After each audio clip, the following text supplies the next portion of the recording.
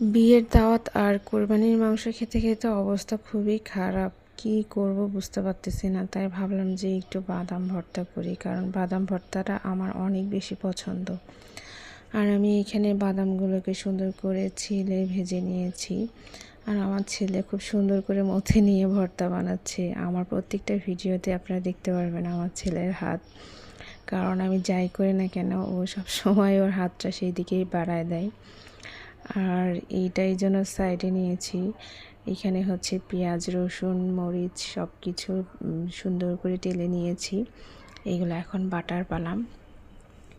তো দেখেই তো জিভে পানি আসতেছে, কারণ বাদাম ভর্তাটা আমার খুবই পছন্দ। আপনাদের কার কার পছন্দ একটু কমেন্ট করে জানাবেন।